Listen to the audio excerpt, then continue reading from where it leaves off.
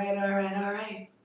Good morning, good afternoon, good evening, good night, whatever time it is, whenever this video is finding you. Welcome to Kai Chi Alchemy. You can call me Katchi. This is a space of love, y'all. Welcome or welcome back. I want to thank you guys for showing up. Thank you for co-creating community with me. Thank you for all of that engagement, all the likes and shares and the subscribes and the views and all the things. Today I'm going to be doing a reading from the Ringing Cedars of Russia series, book 2. And last night I had all of my votives lit and they went out in the middle of the night.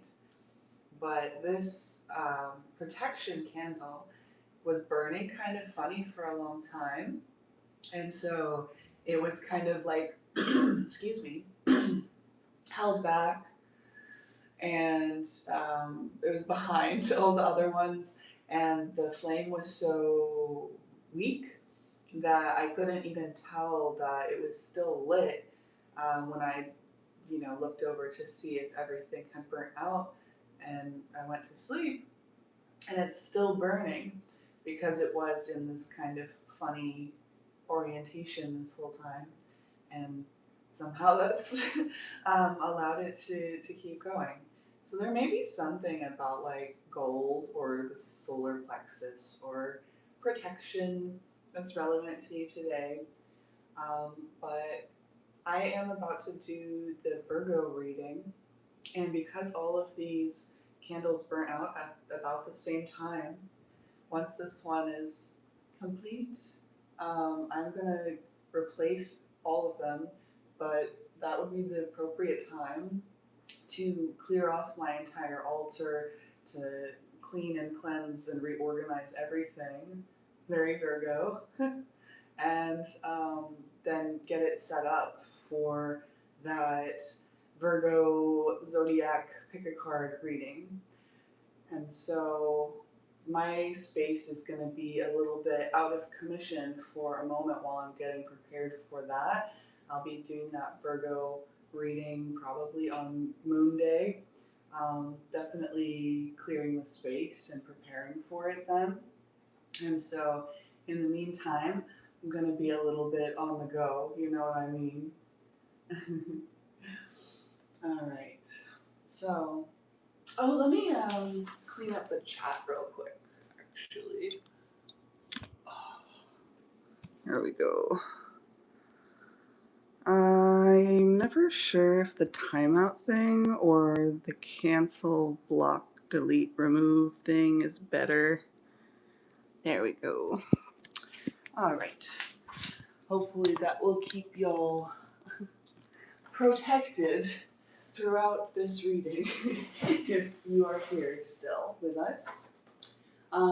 So this is the book we're going to be reading from today. If you are new to this series and you're just randomly showing up right here, it's going to be quite a short chapter. Let me get my ice lemon spring water thing, because I did just wake up and sometimes my voice is behind me in the waking up process, Okay, so last we read Herbalife Entrepreneurs. That's up now, I think, publicly available. I'll fix that if it's not right after this. But this is going to be chapter 16 of book 2, called Free Holidays in Hawaii.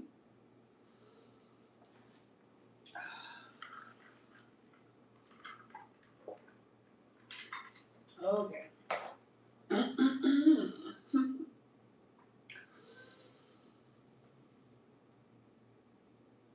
If you should be stopped on a crowded Moscow street by smartly dressed young people, some of whom speak with an accent, inviting you to a presentation by a foreign firm with your own reserved table and free lottery tickets, offering you the opportunity to win a gold watch or even a free trip to Hawaii, you can be sure that you will be guaranteed a free trip.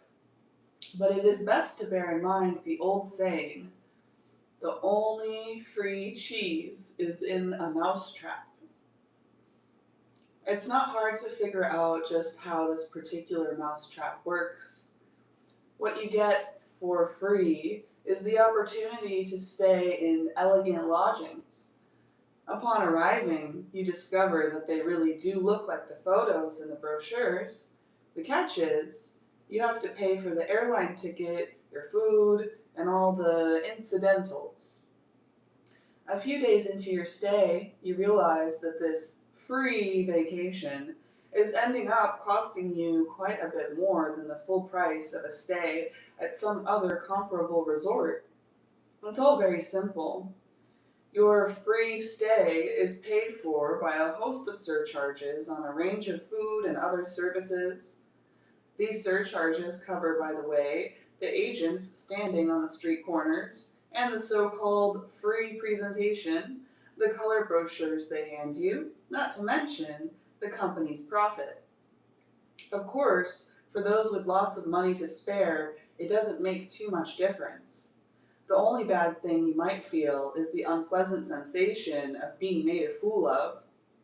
It is quite a different matter when an average Russian wage earner of modest means, one who has spent a whole year saving for such a trip, takes the bait and instead of going to see his mother or for a holiday at a Russian resort, hands over his hard-earned savings to these foreign smartasses and like a fool spends 2 weeks in lodgings designed for fools like him.